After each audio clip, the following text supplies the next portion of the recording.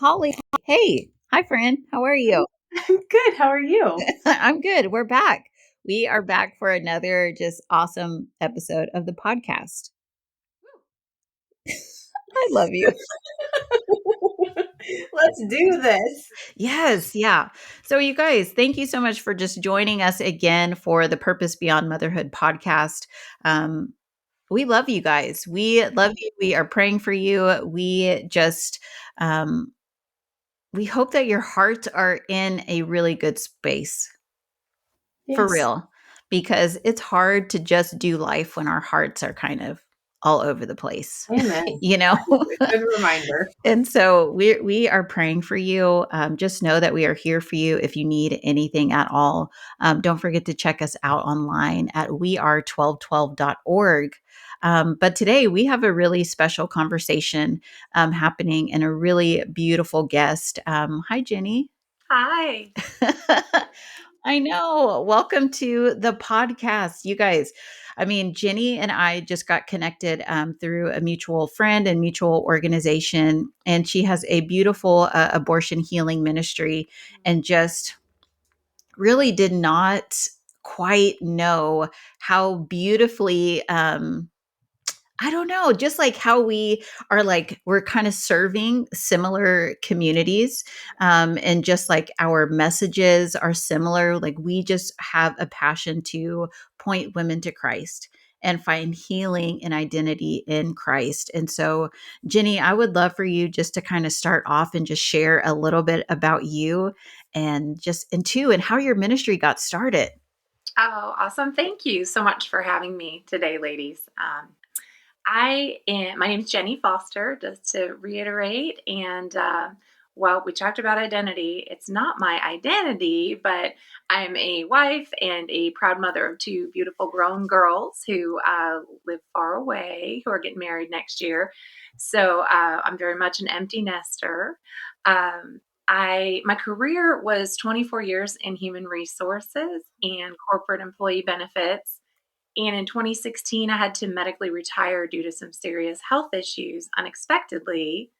And so by 2018, I was in a bit of a valley and, well, pretty deep valley. And that is when the Lord, He's just so gracious, called me to write my story. Literally woke me up at 3 in the morning. And Oh, I don't hear audibly from Him. I wish I did, right, every day.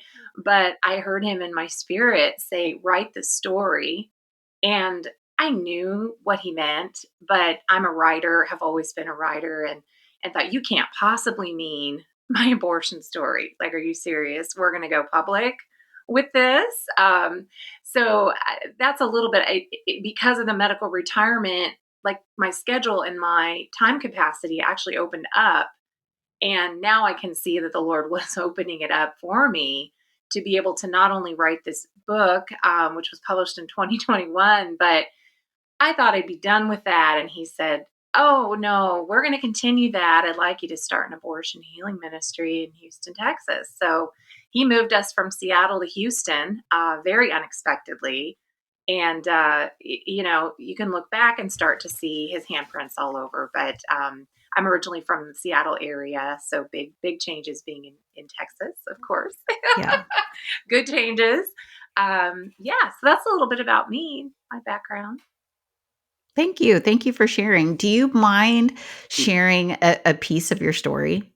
Absolutely. That Band-Aid was ripped off in obedience many years ago in the journey of writing the book. Yes, my abortion happened in 2000, so quite some time ago because I'm in my 50s now. And our story is a little unique in that we were married. This was a very planned for and wanted baby, and went in for the ultrasound at 16 and a half weeks. We were going to tell our daughter, once, because we were going to find out the gender, and went to the big, fancy tower in Seattle for the high level ultrasound. And, they start bringing in all these doctors, and you think this cannot be good. So they found a lot of serious congenital anomalies they told us it was a boy first. So you have that elation, Hmm. and then, proceeded to tell us everything that was wrong with our son. Um, so at the time, this is my first marriage. My husband and I were not walking with the Lord. I had unfortunately kind of married an atheist and, walked away from that during college and was really not in a place other than we were both very science and medically oriented. Husband worked in big pharma. We had this whole team of neonatologists and genetic specialists, telling us you need to terminate. So this was in 2000 in Seattle. No one offered us perinatal hospice, which was new to the scene. Mm. So I'm very passionate about that. That's a side note. But we just did what the doctors told us to do. And so being second trimester, of course, it was a surgical abortion, thankfully in some ways with anesthesia, but the OB we had did not follow best practices. So Mm. unfortunately, we ended up having an incomplete abortion, but didn't know for 3 months. Oh So my I was gosh. in Oh, incredible pain and very sick trying to manage my toddler. And finally have to, as women, sometimes we really have to advocate for ourselves and yes. say, I need an ultrasound. This is crazy. Something is wrong. And that's when they found out, not to make anybody cry, but, that half of my sweet son was still left inside me. Gosh. So that was the part that really did me in. I'm a very strong person, especially now with Jesus. But at the time, I was doing this in my own strength. And so going through that abortion process the second time is really what I think, I ended up being diagnosed with PTSD, and it makes sense now. Same hospital, same parking lot, same OR, same staff. It was just kind of like Groundhog Day going through it all over again. So that's a little bit about our story. Our marriage did end, as a lot of relationships do when there's a loss of a child or, Yes. significant stress and trauma, even infertility. And that was the straw that broke the camel's back for us. But anyway, that's so we did name my son Nathaniel, and my book is called Natty. I call him Natty, so it's called Natty's Pond. And again, with advocating for yourself, we're stronger than we know. And I look back at that 29-year-old little girl, in my opinion, and I think, how did you call the biggest hospital in Seattle and say, you know what, I want my son's remains? And have them say, we've never had anyone ask before for an 18 and a half week abortion for their remains. They thought I was nuts, I'm sure. And so I just said for religious reasons, not even really being a new believer, and was able to get his little ashes, I mean, in the tiniest urn you could possibly imagine. So that is what Natty's Pond is based around, is the redemption story of I became a Christian. I came to Christ because of my son. So 4 months Oh, after losing him, I accepted Jesus as my savior. So I know a lot of times in loss and grief, we feel like, what's the purpose? But I promise that if you walk it out with the Lord, like He doesn't let anything go to waste, right? So here I am 23 years later after losing Nathaniel, and Natty has a purpose, which is to help other women and families who need to deal with maybe some serious pain in the past of an abortion and find freedom. So, That is amazing. That is amazing. I love that you're reminding women to advocate for themselves. yeah. I mean, I'm not a feminist by any means, but I just feel like we have to have a voice. And it's, especially in the medical field, I think it's easy to feel kind of ignorant. yeah. And just reminding women that you have to ask for what you want to happen. They don't know and they're not used to you. Like every woman is so different. So I love that you asked for his remains. I think that's beautiful. Mhm. Thank you. I don't really share that with everybody, but that just kind of came out. So, So did you there is there a pond that you took them to with you? Okay. yeah, I did. It was a very special park where we lived at the time. And where I'd taken my daughter like her whole childhood, and we had put a paver down. I had put a paver down um, for my daughter Emily, and I think it said "Angels on Earth and in Heaven," Emily and Natty, Mm. 2001. When I did that, and then the park actually got deconstructed, and so those pavers were eventually taken away. So that was kind of hard because, and I want to acknowledge this too, that so often when you're dealing with stillbirth, miscarriage, even the infertility journey of every month, the heartbreak of it's not happening, it's not happening. I don't think the world gives us permission to grieve these children that should be or are dreamed for or are lost. Unless you go all the way to the end of a pregnancy, when a baby has actually died and is buried with a grave marker, so many millions of these babies in our hearts there's no place to go, to go acknowledge what would be their birthday or the date you lost them. Yes. And I think that's a huge part of it, as you surely know, in reading books about grief, is memorializing our loss can be incredibly healing.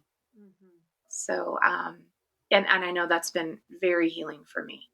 I know my first husband, when we were in the depths of recovery, which was not going well, there were a lot of ongoing complications. He said, the one thing is, I don't want you to hold a flame over this. You're not going to hold a candle or whatever he said over this.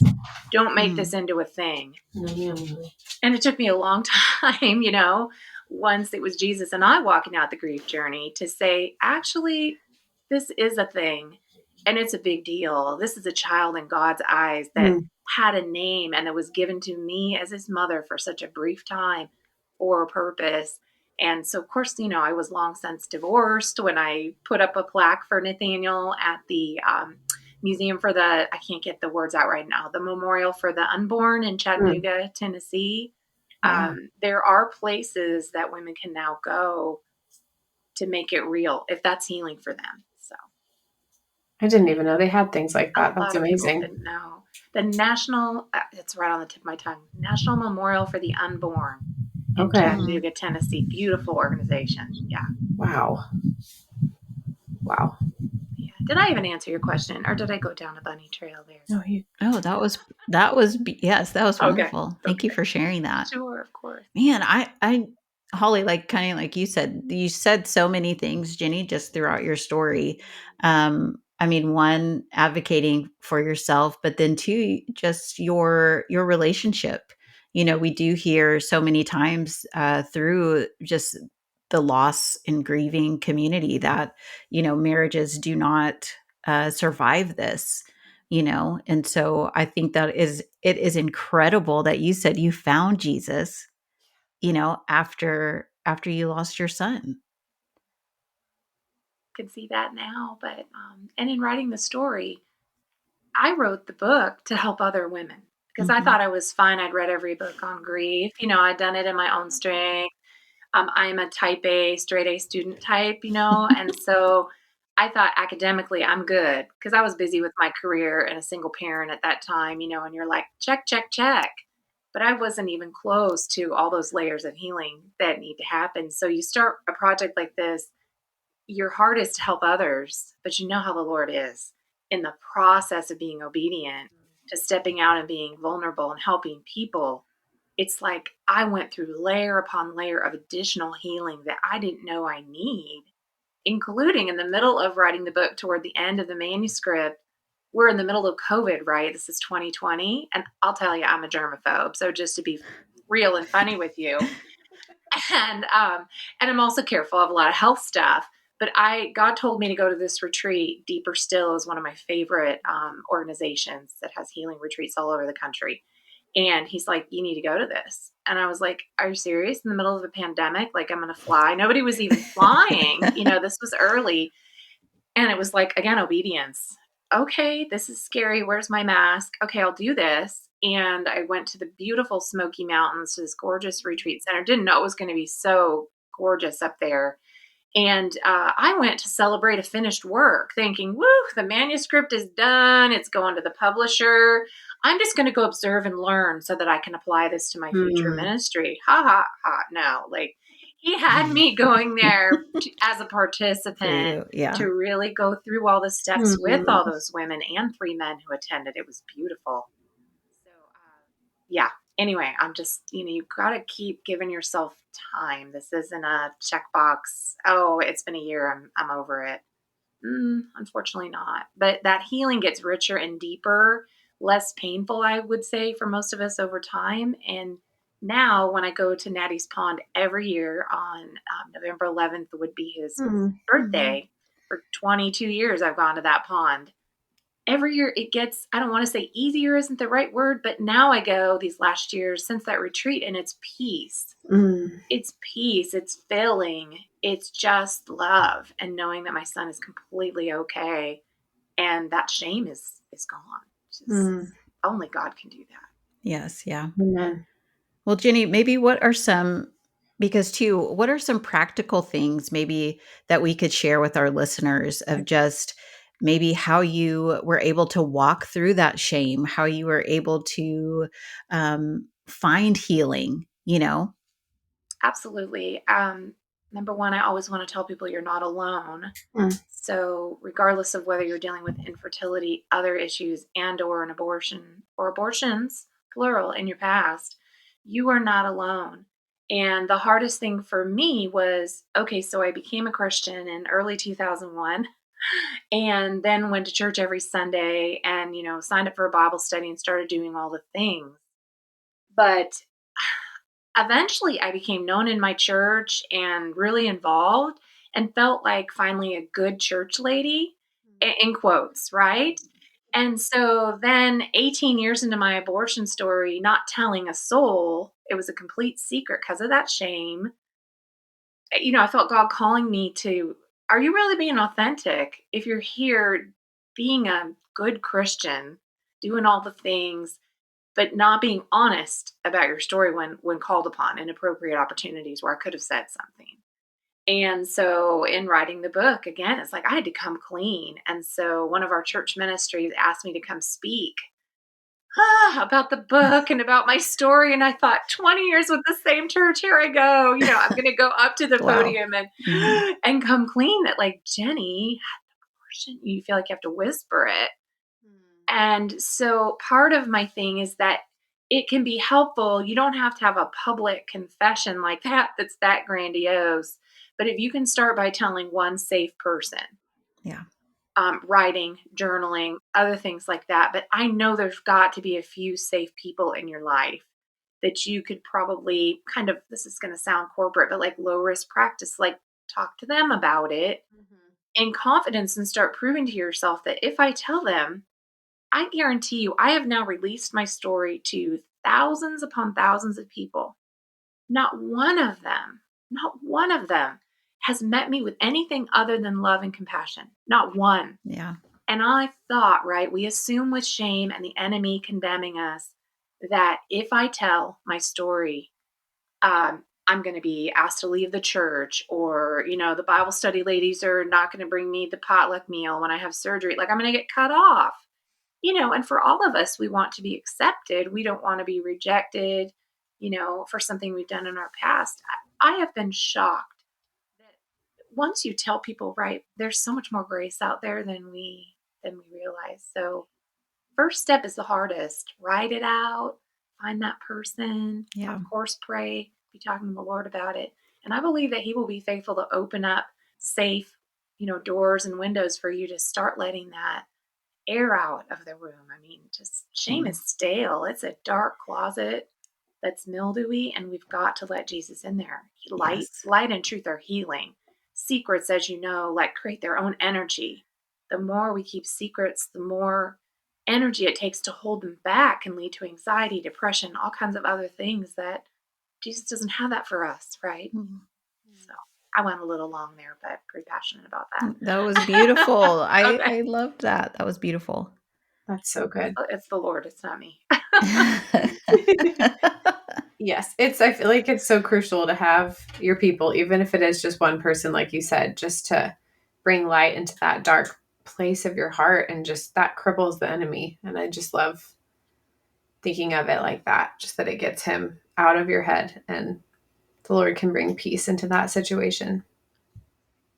Okay, can you tell our listeners where they could find your book?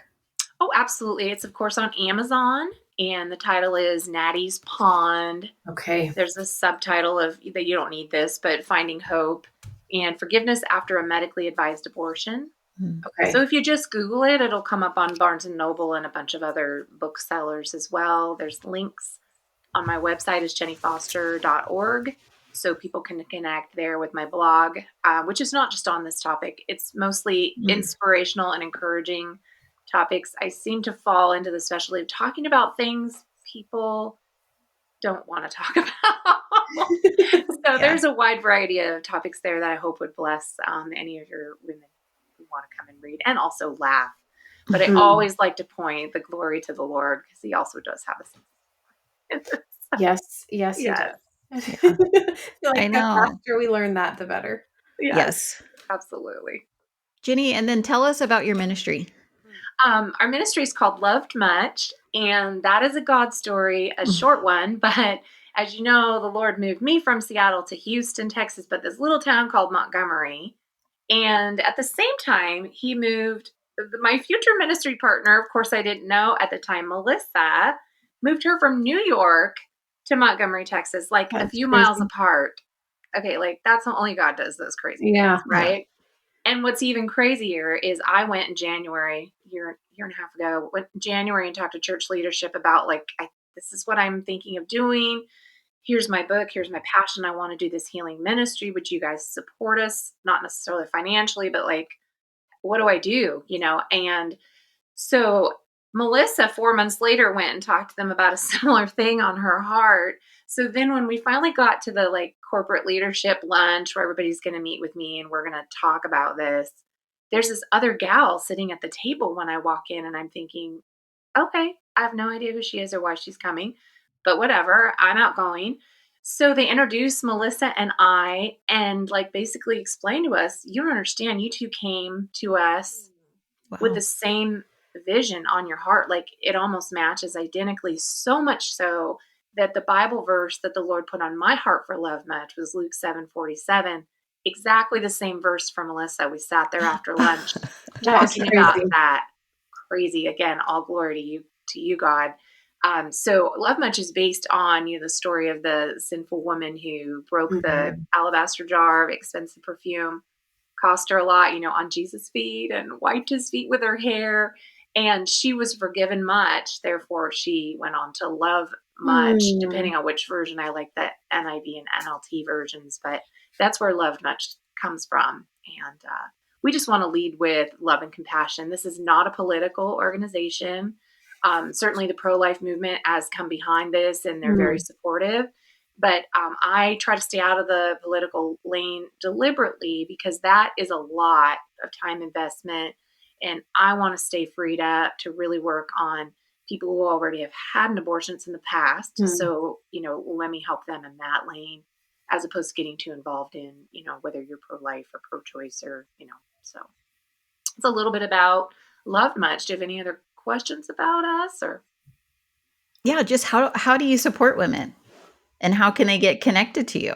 Okay, easy, easy peasy. So if you go to either jennyfoster.org, LovedMuch has a tab. So I Okay. didn't build out a whole separate web page because, as when it's just a grassroots, I've got one volunteer at this point and two of us, and she just had a new baby. So it's pretty much like a lot Hmm. of times just me teaching, and so anyway, you can go to jennyfoster.org. There's a LovedMuch tab that has I don't think we're doing video today, but that has our current information. We do QR code because it's just easy to update. So that's where people can go to get more information, or to sign up, or they can just call me. Like I said, my phone number is on the website, scary as that may be. My husband's like, seriously, your phone numbers. I'm like, I don't care. The Lord's going to filter out the Hmm. spammers and the hackers. Yes. And, so I want it to be available. So they can go to our website. Then if you go to Facebook and you just type in LovedMuch, it's one word. It should pop right up. So we have a newer Facebook page. And so that's where we post like encouraging content or update on classes. And we offer online classes in person. It is a commitment. It's a 12-week Bible study because this isn't like a quick fix kind of thing necessarily. But we're really excited that next year we're going to have online classes available so we Oh, can help wonderful. people across the country. And what we're doing right now is I had somebody sign up for the one-on-one option. The sign up rate has been high. We had 7 people sign up for the January class and 2 came. We had 6 people sign up for the October class and 1 is going through the program. And so, granted, we're a new fledgling ministry, but what I'm finding as I talk to women about, okay, like, so you went to the QR code, help me understand where you're at. Like, is there what are the reasons that, you're not getting in the seat? And there's just a lot of fear, like actually walking Yeah. into a building, even though we don't have Yes. signs and it's confidential, face to face is scary for people. So we're hoping that going to an online platform will take some of that and also make it more accessible to people who do have children or crazy career or, work shifts. You know, just like my Bible study, we've got somebody bouncing a little one, on their lap. You can be in sweats, you can take your makeup off, you can be in your Mhm. jammies. So we're basically offering three things: in-person classes, online classes coming soon, and a one-on-one discipleship program. Because my heart is, even if it's one woman at a time, Lord, Mhm. he left the 99 to go after the one. Yes. Yeah. Yep. We're doing the same. If one woman per quarter even is free, or a year, I mean, I will spend that time every week with them.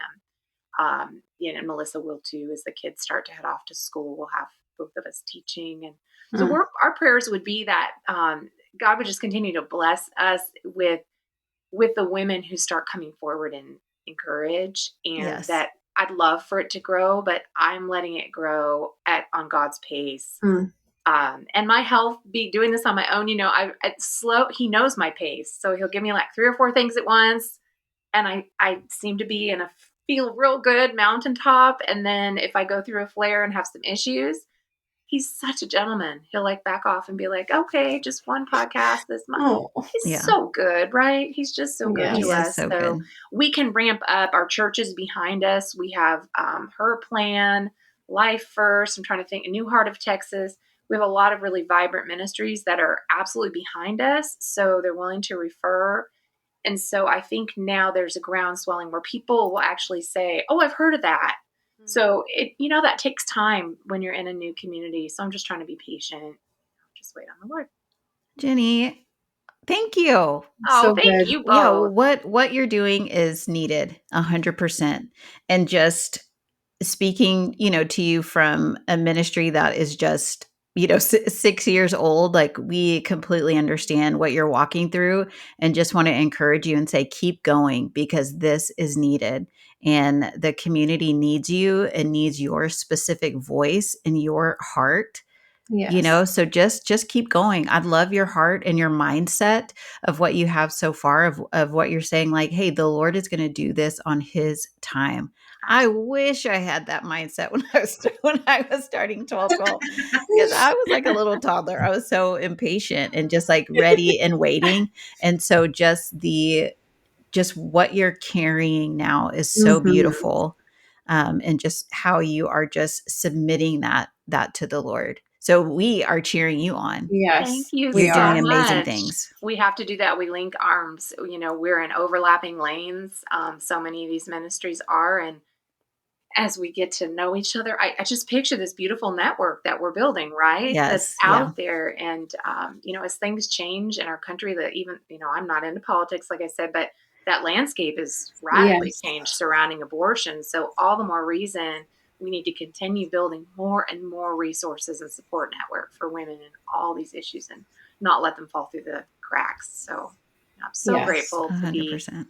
partnered with you and realizing there is that beautiful connection between what we're doing. So we're here to help. Yes. Yeah. Yes. Awesome. Thank you. I Thank know, you so Jenny, thank you. much. Thank you I both. love how you've used your pain for a greater purpose and just how you're honoring the Lord through every decision. So everyone, don't forget about her book, Natty's Pond, and their amazing ministry, LovedMuch. And remind me when this will be. Do we know it's the third Monday? Third, Mike? No, I don't Yeah. know. Yes. Third Monday. I did it Good right. job, Holly. Yes. Third Monday Third of the month. Monday of every month, we will release a new podcast. And thank y'all so much for listening.